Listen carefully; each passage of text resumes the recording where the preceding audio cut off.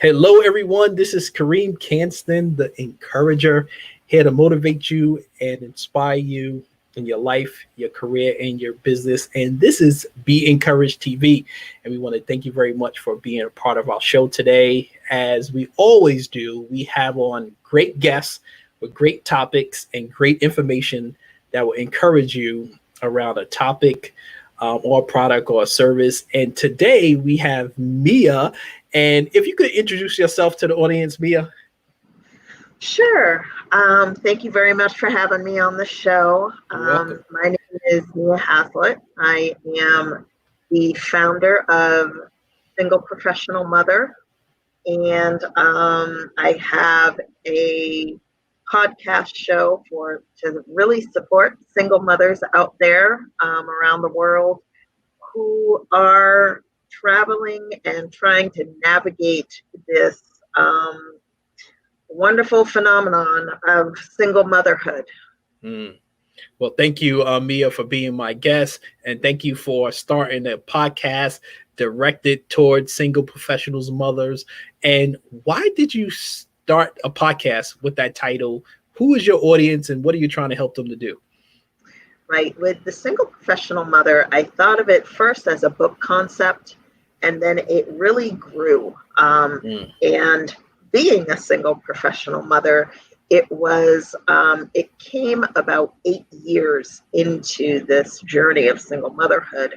And I really had to think about what would I have wanted when I started, because there are no directions. And the more single mothers I spoke with, there's such a negative stereotype of single mothers that either we are, these unwed women with all these fathers to our children and multiple children. And it's really to alleviate that stereotype of what single motherhood is. A lot of the women that I've spoken to have villages.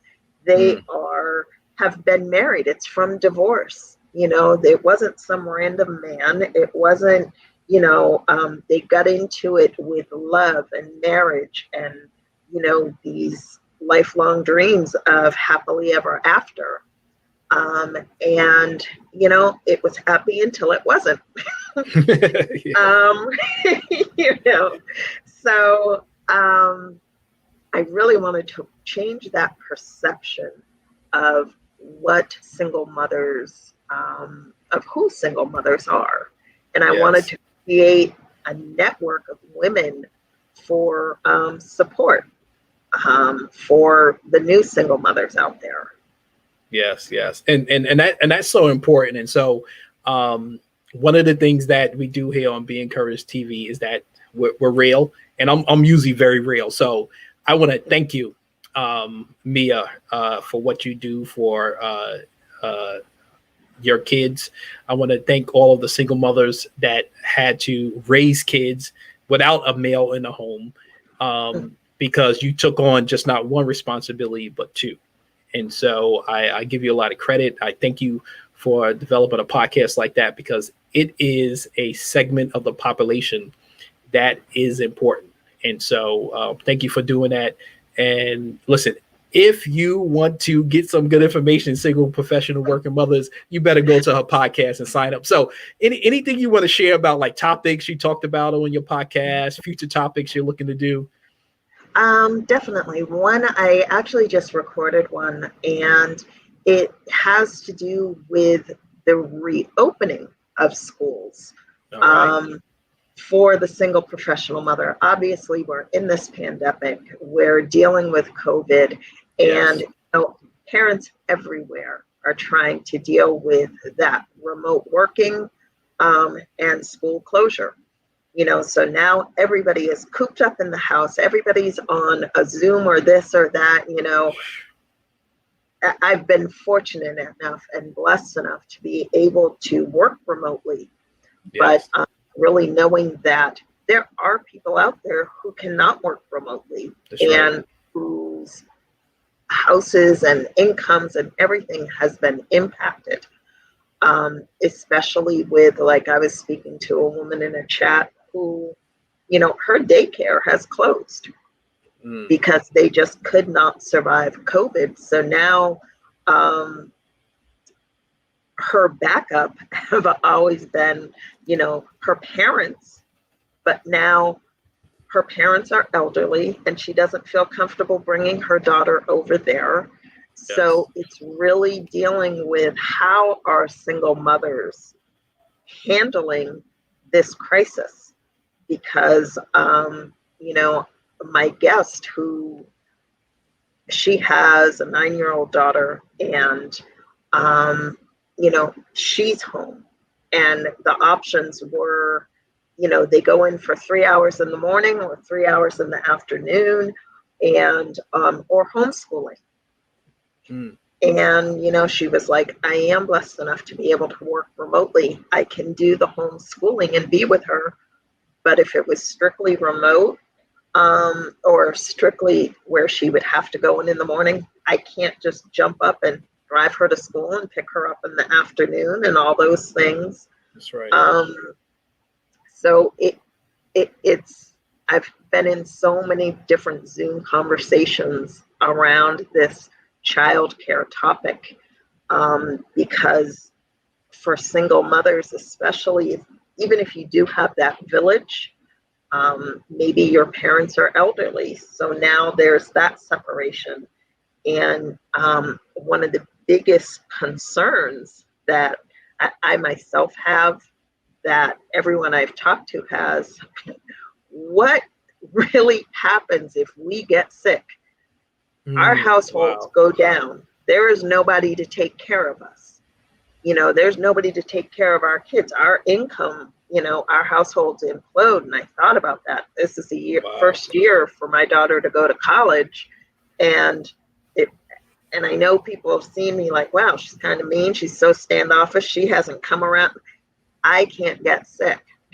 My household shuts down if that happens. My kid doesn't go to college. It's on me to stay healthy. That's right. That's right. And what you're talking about is huge, because I was saying that when things first got shut down, like I was like, I pray for people that there's one person in a household and they have a lot of kids and they have to leave the home, right, to work.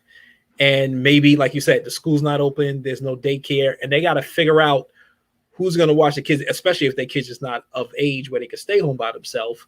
And then also, how do you protect yourself if someone's coming in your household? So it's a huge thing. And what I would say is that because you're sharing information and giving people tips, hopefully that's giving them some at ease in their mind, because they're thinking right now, right? What do I need to do to actually still bring an income in my home, but then also take care of my family? And those are some tough decisions. I know some people right now are on unemployment, and they might be the only breadwinner for their family, and now the additional $600 is going away. So people are going to be making some real tough decisions in the next couple of weeks. And so what have you been hearing from single professional mothers with being on unemployment? They're the only breadwinner. Is there resources we could direct people to? Definitely, I posted Mia's Facebook page there, so you better go to her Facebook page and connect with her. So, but is there any other resources you want to share with people?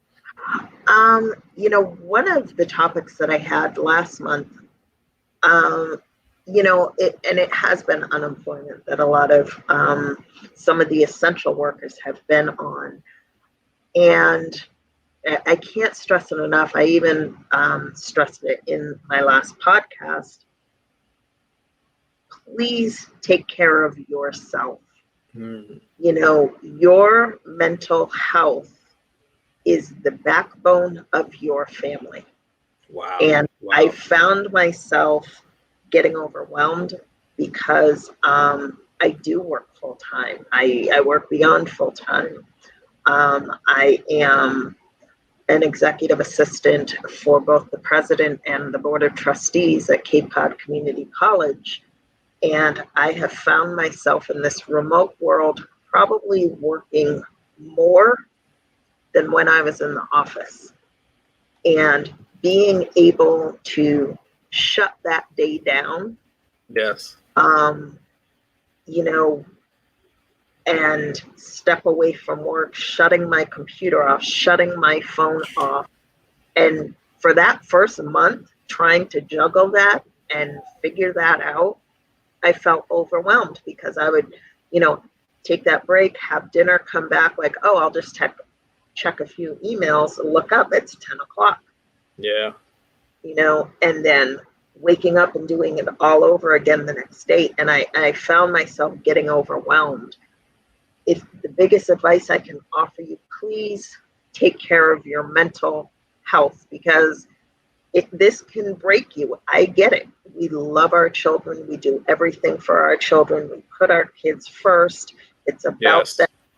And there really is no one out there taking care of us, especially now that we are so socially distanced. And, you know, you want to protect your kids, so you're not having people come over. So your social contact is off. And even if you were going into the office and that's the only social connection you got with other people, at least you had it. You know, you had your work friend that you could bump into. Hey, how you doing? You know, that's right. You had somebody. You know, let's have a talk or something, now, right? You know, and I'm in the house with teenagers, so I'm not cool. They don't want to talk to me. Yeah. They don't care about me. They're like, okay, what's for dinner? That's about right. it, you know? So wow. I encourage you to take care of yourself and to really ask for help if you need it. That's right. That's right. There is, I think that's one of the things that I always try to do is strip away that strong, independent Black woman. No, you do not have to be strong all the time. You do not have to be independent, because I always explain the situation of children came into the world with two parents. Two parents are responsible for children. So it wasn't you. God did not design it for us to do it on our own. Those are our circumstances. That's right. So to say I'm independent and I'm strong and I got this, okay. Sometimes for situations, yes, I get that. But that's not the way it was designed. That's right. That's right. Well, you said some powerful stuff, even to a point where I was on, I think an interview 2 days ago with two other panelists. And I said the same thing. Self-care is so important. And it was interesting to hear somebody kind of debunk that myth, right? And the reason why I said it was that because when the pandemic happened, I was doing the same thing. I was working like crazy, trying to answer emails, trying to get back to people. My wife was like, what are you doing? And the interesting thing is that if we are not taking care of ourselves, how can we take care of other people? Right. And that is so important. That's the reason why we have to be thinking strategically and use wisdom. And so our good friend Thea Fielding Lowe put a question in there. How can we really support single mothers? Thank you, Thea, for being a good referral of guests and all the work you do for authors. So she was asking, what can we do to support single mothers? I think there's just this understanding. I've been in a lot of conversations with married people as opposed to when I'm in my group with single mothers. There's this perception of, I don't know how you do it. And one of the things I really dislike about that comment is I wasn't given a choice. Interesting. Wow. You know, I came, you know, when I had my children, it was, we were going to be married forever. And we were going to raise these children. We were going to see our grandchildren together. So I wasn't given a choice. It happened. And it was about being a mother first. And many of the single parents mothers that I speak to, it's always about our children first. where I think that's the first time we recognized our mental health wasn't strong enough to really deal with the toxic relationship we were in. And then it ended, and I think it's about just listening. You know, if you listen and you get the reason why, you know, I'd rather have somebody ask me, hey, what happened? That's right. Than assume that they know, you know, because there are the stereotypes. And maybe it's because I'm a woman of color that it's like, oh, you were married? Oh, they have the same father? Yes, they do. Yes, I was. You know? Yeah.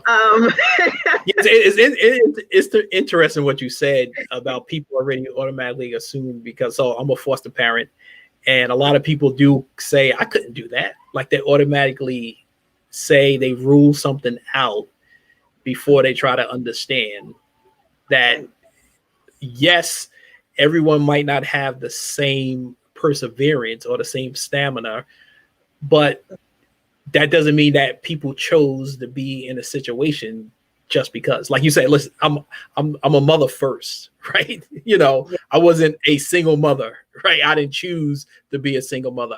I'm a mother. I'm here to take care of my kids.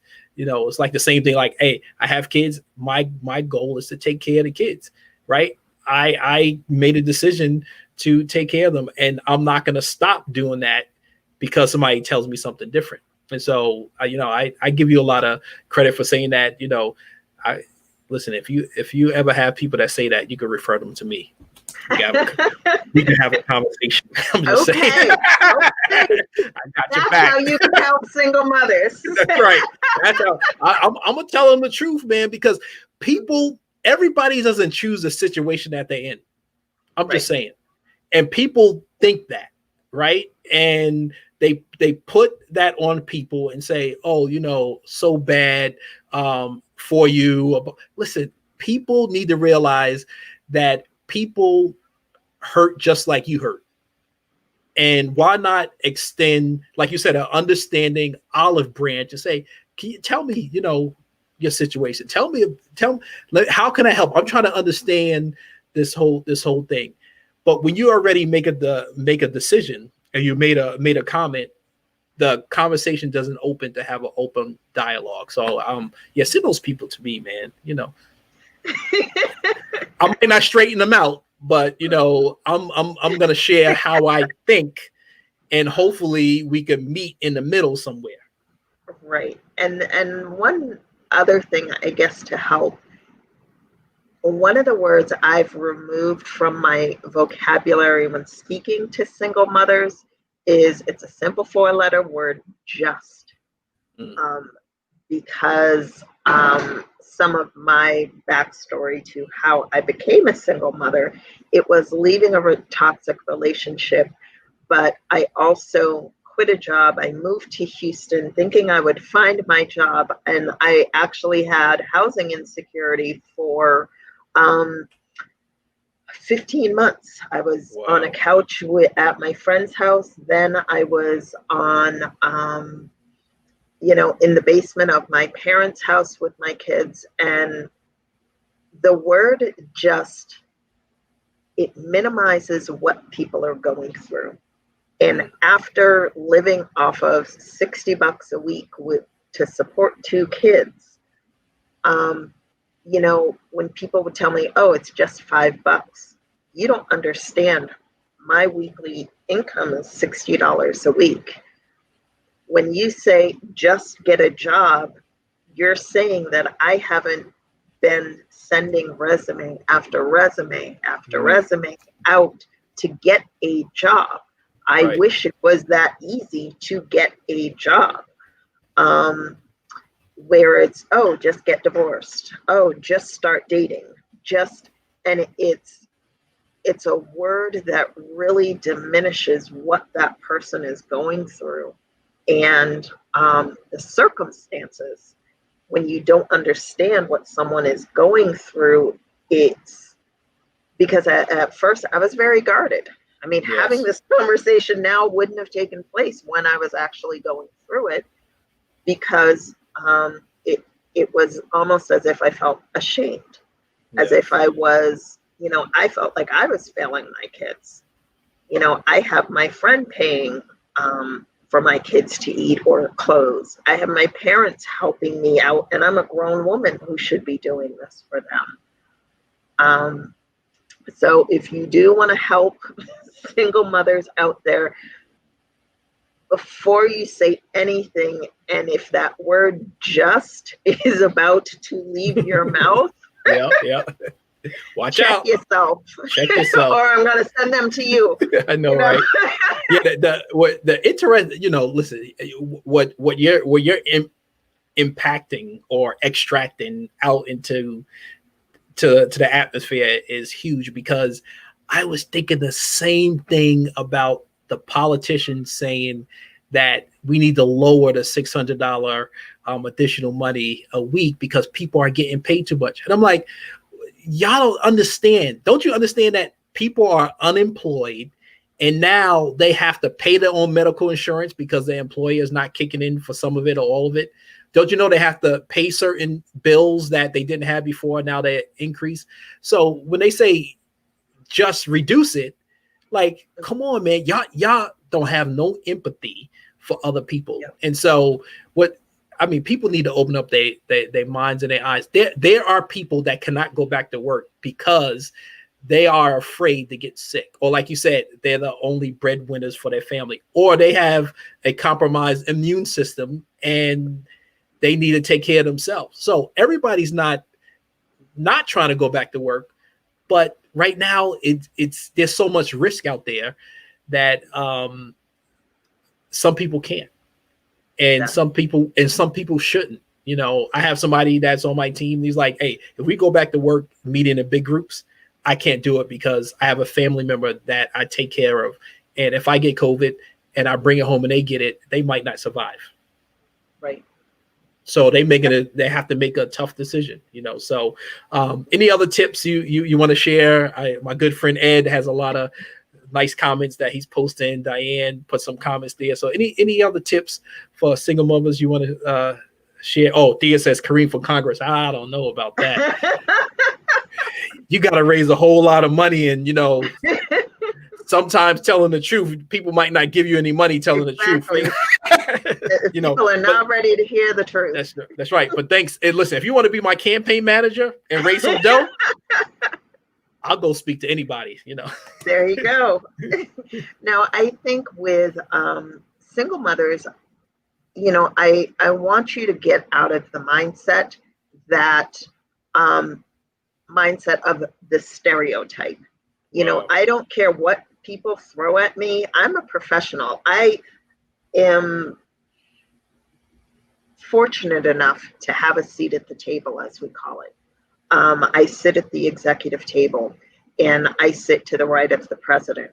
And in having my position, advocate for those people out there, and like you were just talking about, we are having a lot of conversations about the reopening and people coming back. And one of the things I've advocated for, is the biggest thing is childcare, right. And it's not writing these people off like, well, the rules and regulations and the policies say, well, you know what?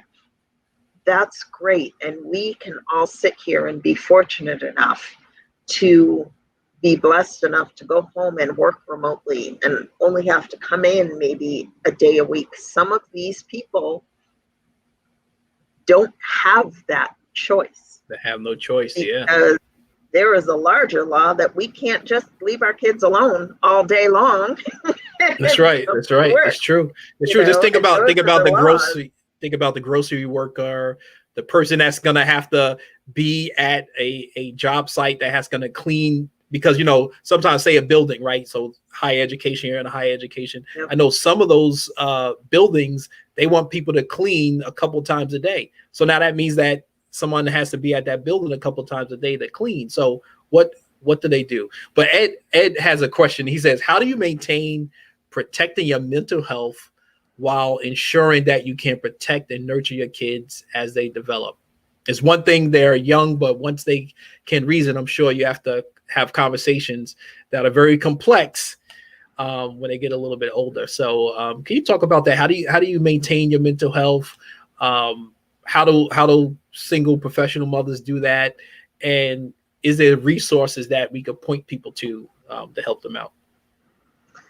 Definitely. One of the things, a lot of the single professional mothers that I speak to, we talk about conversations, I believe, and this is all kind of all of our beliefs. So I'm like, yes, we all believe this, but in these conversations, the conversations with our children are very, very different than in married households.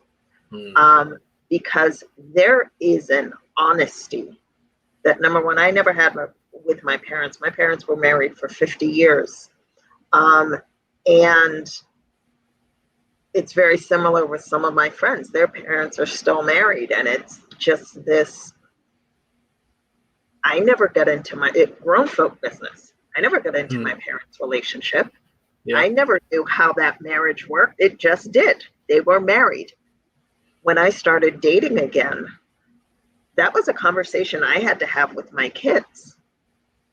So you're taking on these very honest adult conversations that you wouldn't think that you would have to have with your children.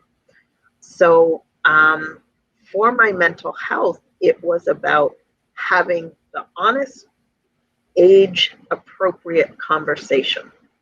So when I started dating again, my youngest was 11, but my oldest was almost 16. So it was two very different conversations. And with my 16-year-old, it was kind of like, well, you need to date, And I'm like, well, you need to not offer me advice. I know, right? Slow your roll, man. Slow your roll. But with my youngest, she really took it hard, because children of divorce or whatever the relationship was where it ended, they want to see their parents together. That's right. And it was really having the difficult conversations with your kid, but being able to, and she was upset. There were tears, there were whys, there were questions, and it hurt as a parent because you don't want to hurt your kid. You don't want to see them unhappy. But for me, it was that time in my life where I knew I was ready and I had met someone, and it was kind of like, how do I blend these worlds? So for me, that meant it's about mental health, and I'll keep putting it out there. And if you have to, have that therapy, if you have to speak to somebody, for me, it's writing. Like, I write in my journals through all of this. I write very specific letters. Like, COVID has received a lot of nasty letters from me, but it's you got an outlet. Yeah, so you got to find your outlet. And, if that's speaking to a therapist, then, speak to your therapist. I have to journal. I have to write what I'm feeling in the moment. That's strictly for me. And that's totally about releasing it all. That's so, you have to be able to find that outlet. I'm at Mia Hazlett at singleprofessionalmother.com. or my Facebook page. There's a Facebook group in Single Professional Mother Facebook page where we offer some questions and advice out there. I put one out there because my daughter's going to college for the first time. So I'm like, how are you single mothers who have the grown kids and have sent them to college? How are you letting go? Yes. So it's being, and you have to be vulnerable sometimes. Yeah. So I want to go back to something that I've been talking about. What many of the people I've been interviewing is the word therapy and professional help. And the reason why it's been a common theme that we've been talking about. And it's so important, especially for people that think it's taboo not to talk to a professional, to get advice, to get feedback. If you need help, I would say, please reach out to somebody with professional experience. Yes, it's great to talk to your family. It's great to talk to your friends. But sometimes you need somebody else that doesn't know you to look into your life or that situation. And I would say, listen, you could reach out to NAMI, the National Association for Mental Health. I know Taraji P. Henson has a mental health organization where she's given free sessions to people of color. And the reason why I bring it up is because we put people to the side and say, auntie, uncle, sissy, so, they just having a bad day. But right. that person needs help also. I'm a son of two parents that struggle with mental illness. And many times people will be like, oh, just let them stay where they are. No, people need help. And when they get professional help, that would help them get through. All right. And so thank you for bringing up that word therapy and telling people, man, get some help. Why not? Yeah. And so we got like 1 minute left. So sure. Now it was mentioned in my last podcast, and it's in there, but it was my guest mentioned it's an app, she downloaded it, and it's like $65 a month. I won't say just $65 a month, but it's unlimited usage to be able to use that. Where she's been able to speak with someone. So I think that's important. Awesome. So listen, I mean, if you all want to connect with Mia, information is there on the post. I put it in the comment section. What do you want people to do next, right? I think we're going to have you back because I know we probably could talk for like an hour, 2 hours, but we do 30 minutes sound bite so we could, be targeted. But what do you want people to do next? You talked about how they could connect with you, but leave us with a couple of tips for people, and then we'll close it out. Right. I would just say, there are, if you know any single mothers out there, just reach out and ask how they're doing. If I know them being like me, they're not going to ask for your help. They're not going to give you that call. And don't take it personally if you're not seeing them, if they're turning you down right now, because again, we are the head of our households. Yes. We are the ones who are running this house. And if anything happens to us, the household goes down. There's nobody there to take care of us. Even though we're always looked at as the caretakers, there's nobody in our households through this pandemic who can take care of us. So yeah, I mean, I like that. Reach out to somebody that they might not be asking for help, but that doesn't mean that you can't check up on them, that you can't see how they doing, or maybe they don't respond to you, but you send them a card, right? Old school, just mail it, right? Listen, I put a stamp on an envelope earlier today. I was like, wow, I haven't done this in a while. But reaching out is so important. Listen, I want to thank my guest, Mia Hazlett, for being on today. This was so powerful, so impactful. And you also raised in my mind who is a single parent that I need to reach out to that I haven't talked to in a while, just to check up on them. So I want to thank you very much. Thank you all for watching. Listen, share this with somebody. Somebody needs to hear this information. And so look forward to our next interview on Be Encouraged TV. And thank you all for watching. All right. Thank you.